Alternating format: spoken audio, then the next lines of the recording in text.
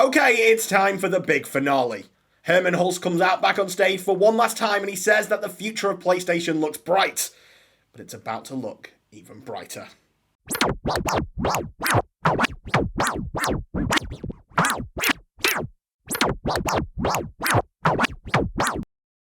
This week, everything changes.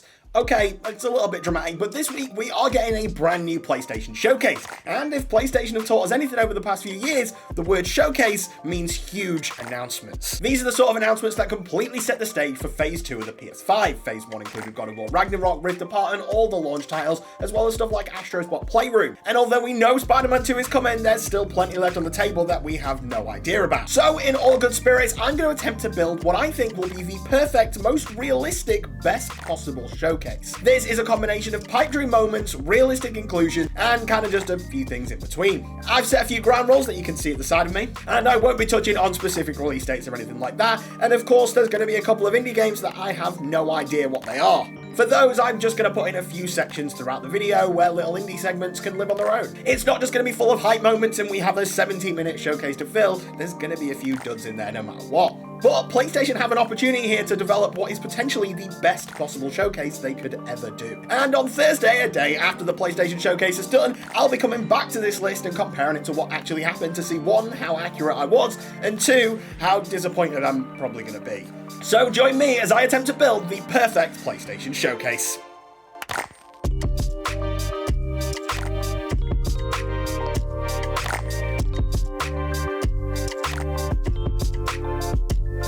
You have to kick this showcase off with a bang. And what better way to do that than kick off with the game that everyone is expecting to see from this showcase?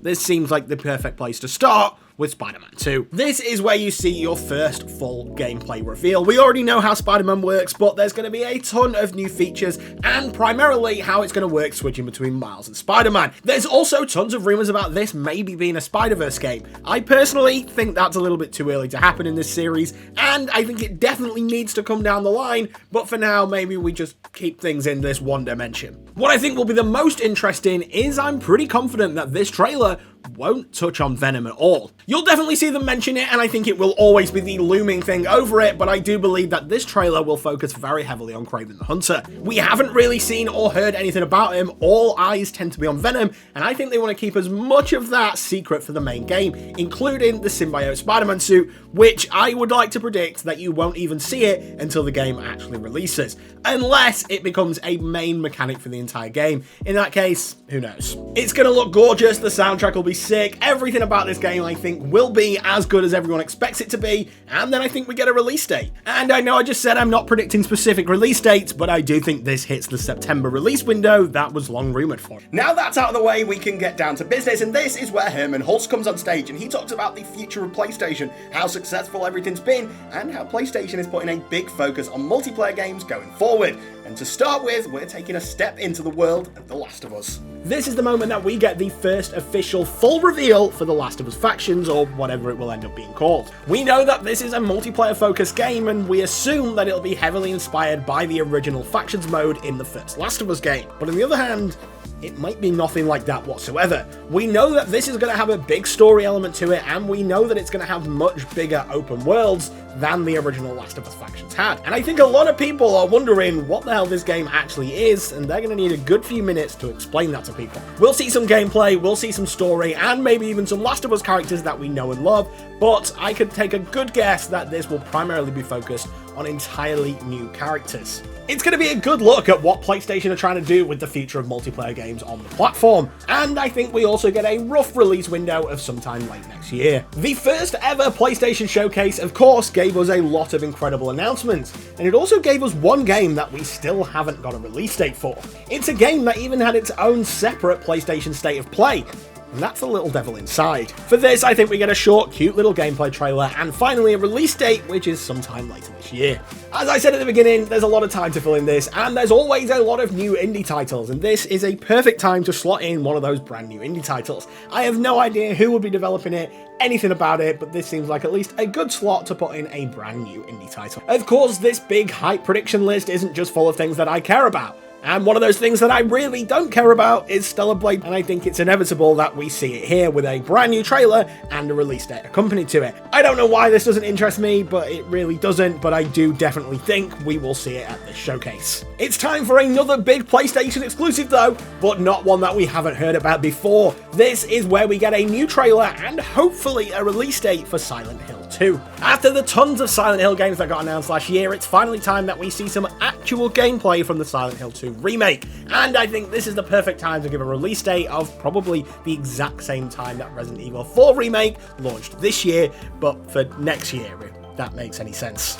It's at this point that we hear the sultry tones of the PlayStation voiceover lady as she says, and now let's take a look into the world of PlayStation VR. Admittedly, out of all the things on the PlayStation ecosystem that I'm not tuned in with, it's probably going to be VR, and I think they know that. So in my eyes, it makes the most sense to do all of this in one big section. Of course, certain games are going to have VR modes, but in terms of actual straight up pure VR only games, it makes sense to do it in one big block. I reckon this lasts around 6 minutes, and I think it ends with the biggest possible VR announcement that they could have from this entire thing. This is where we get the Half-Life Alyx PSVR confirmed. We know that Valve have put games on consoles before, and I think they would love another boost of Half-Life Alyx sales, so I think it makes sense that now, quite a while after it released on PC, we get a PSVR version. I don't think this is a wide release for Half-Life Alyx. I don't think we get it on Oculus or anything like that just yet, but it makes sense at this point to put it on PSVR, get a load more cash in, and then later down the line release it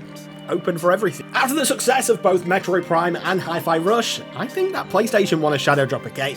And what better game to shadow drop than one that we know for a fact is definitely coming? It's Helldivers 2, releasing today.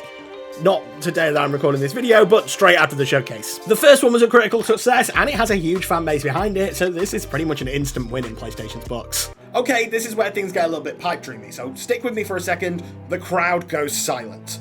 Okay, there's no real crowd, but the screen goes dark, and everything goes a little bit purple.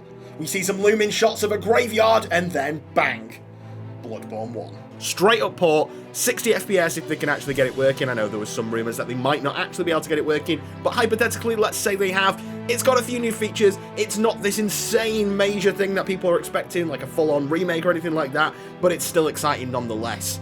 And it's made even more exciting when the trailer ends and the screen goes black one more time. 2 moons appear in the corners. I'm not really sure why there's 2 moons, but stick with me. Bloodborne 2 announced. No idea when it's coming out. I don't think it's coming out for a very long time, but I think it's a really goodwill maneuver to announce a Bloodborne 2, and I think it's safe to just port Bloodborne over to the PS5 and PC. Primarily, this is a PC port, but also getting a PS5 release.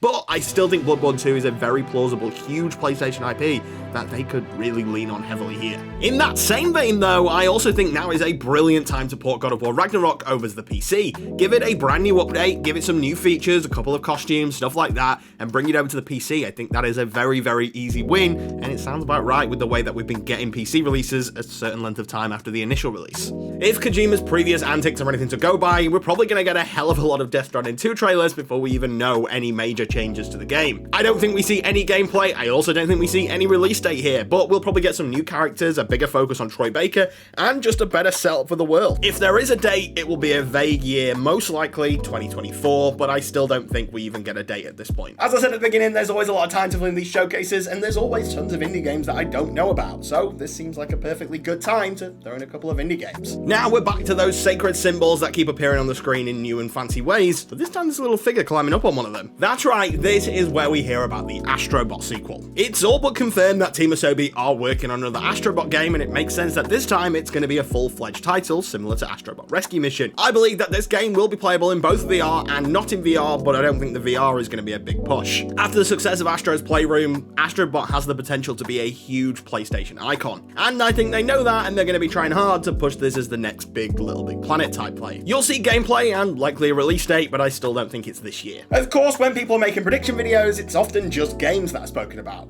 But PlayStation still has a lot of unknown hardware that we don't know a lot about. Of course, the biggest rumor of all of these is that PlayStation are scrapping the disc drive PS5 and instead just focusing on a non-disc drive model with a detachable this drive. This will be sold separately and in bundles, and to me it seems like the perfect time to launch this with a Spider-Man 2 bundle. But that's not all PlayStation is working on. With very little fanfare, this is where we see the PlayStation Cloud handheld. Very little fanfare because I don't think it's going to be that much of an impressive device. It's going to be reasonably cheap, but still probably a little bit too expensive for what it is, and it's purely going to be a handheld console that you can only use for cloud streaming, which kind of makes it a phone with some controllers attached. I don't have a lot of faith in this handheld system, and I don't think it will do too well, but PlayStation want to compete with the Steam Deck, and from all the rumors that we've been hearing on this console, now would be a good time to release it and announce it. And I still think that if this is coming, it could be coming as early as this year. PlayStation are picking up studios left and right, and one of those major studios that I think people kind of forget about is Bungie. And we haven't for the longest time known what Bungie are actually working on. Now might be a good time to announce what Bungie's next game actually is. I don't think it's Destiny 3, but if they've got an entire new multiplayer IP on the line, this would be a fantastic place to get people hyped up about that. Okay, I'm probably going to get shouted at here because there's already rumors that this won't be happening at all. But have a little faith, everybody, because Ghost of Tsushima 2 is kind of the perfect announcement right now. Ghost of Tsushima 1 came out just long enough ago now that a sequel announcement seems kind of right. We know that PlayStation are putting a lot of money into the Ghost of Tsushima franchise and even making a film, and we don't know what that team has been up to since then. I think this is purely a CGI logo, maybe even a little bit of Jin doing something in the background. It's going to be a long time before we see another Horizon game, and Ghost of Tsushima kind of fills that gap between the two. It's not something that I'm particularly buzzing for, but Ghost of Tsushima 2 will go down well with the fans. Well, it wouldn't be a PlayStation event without Final Fantasy, and with Final Fantasy 16 launching in just a couple of weeks, the final launch trailer probably will get showcased here. It's going to take up more time than we'd want it to, and we already probably know everything we need to know about Final Fantasy 16. I'm already sold, you're probably already sold, and if you're not, this trailer probably won't do anything to help sell you. Either way, it's almost inevitable that Final Fantasy 16 has a slot here. Okay, I'm dipping my hand back into the bag of dreams here, and I'm going to pull out an Uncharted reboot. This is a brand new sort of semi-reboot of Uncharted following Nathan Drake's daughter. It's not made by Naughty Dog, and instead made by an entirely different studio. At some point, PlayStation have to bring back Uncharted. It's too big of a franchise for them to leave dormant, and it doesn't seem like Naughty Dog are wanting to go back to it anytime soon. So maybe now's a good time to bring back Uncharted and kind of start things afresh from the beginning. Around a week ago, I would have said dead cert that Metal Gear Solid 3 Remake would be showing up in this conference and it would be a PlayStation exclusive. But a load of new rumors have come out and said that Metal Gear Solid 3 Remake isn't actually a PS5 exclusive, which does throw into question or not whether it will show up at this showcase or more likely at Summer Game Fest. I still think there's a couple of issues with Kojima, and I think Jeff Keighley doesn't want to ruin his relationship with Kojima by partnering with Konami to reveal a Metal Gear Solid project which he is not involved in. So I think it could make some sense for Konami to put it here at PlayStation's showcase. With all those rumors, I'm now a little bit more concerned, especially with it not being a PlayStation exclusive, but either way, eventually we've got to hear about this remake because all rumors are pointing to the fact that it's getting announced very, very soon. If this does happen though, now would also be a fantastic time to bring the full Metal Gear collection to PS Plus today. That's right, another stealth drop, but this time it's just of games that you already know exist. June is just around the corner. We're about to get a new PlayStation Plus update anyway. It might be in a week's time, but I still think that you get that hype moment of having all the Metal Gear games, including Metal Gear Solid 4, which we still don't have a good way of actually playing on PS Plus right now. There's still a lot of unknown mysteries at PlayStation, and one of those big ones is what is Cory Barlog working on? We know that he didn't develop God of War Ragnarok and he was working on a different project at the same time, and if his Twitter teasers are anything to go by, this is something to do with space, and I highly doubt the next God of War game is going to be set in space. If PlayStation are looking to excite people with brand new IP, something new from Sony Santa Monica Studios will certainly do just that. Okay, we've got 2 announcements left, and what better way to use that time than to announce a new entry in one of the most prestigious franchises in PlayStation history. One that could be the best game of all time attached to a series that's going to be huge. Okay, probably neither of those are true, but there's a brand new Twisted Metal series, and now seems like a great time to announce a new Twisted Metal game, whether it's good or not. To me, this seems likely to be a game produced by the team that made Destruction All-Stars. However, things may change with that, as I'm not sure PlayStation actually like that studio very much. It seems a bit weird that PlayStation are making an entire Twisted Metal series without having a new Twisted Metal game for 10 plus years. So now would be a good time to produce either a AA or even a full AAA experience with Twisted Metal. Okay, it's time for the big finale. Herman Hulst comes out back on stage for one last time and he says that the future of PlayStation looks bright. But it's about to look even brighter. It's finally time. It's been so long. It has been years, countless teasers, leaks, everything. GTA 6 is finally announced. It's not a PlayStation exclusive. I think it's very unrealistic to think so. But PlayStation have had the marketing rights for both the GTA trilogy and GTA 5 Expanded and Enhanced, so it does kind of make sense for them to have the marketing rights for GTA 6. I do believe this will purely be a teaser trailer, nothing major, maybe an announcement in a couple of weeks on the actual Rockstar blog, because in the end of the day, this isn't the way that Rockstar normally do things. However, I do think GTA 6 has to be the biggest game possible. Just releasing it in a blog post is probably the most important thing you can do. So, there we have it. Now you can join me on Thursday to see whether this list was accurate, a complete disaster, or I'm just really sad crying in the corner. Either way, make sure to stick right here on GG Recon Gaming for all the latest news and updates regarding the PlayStation Showcase, and drop us a like and comment below for what you think you're going to find in the PlayStation Showcase.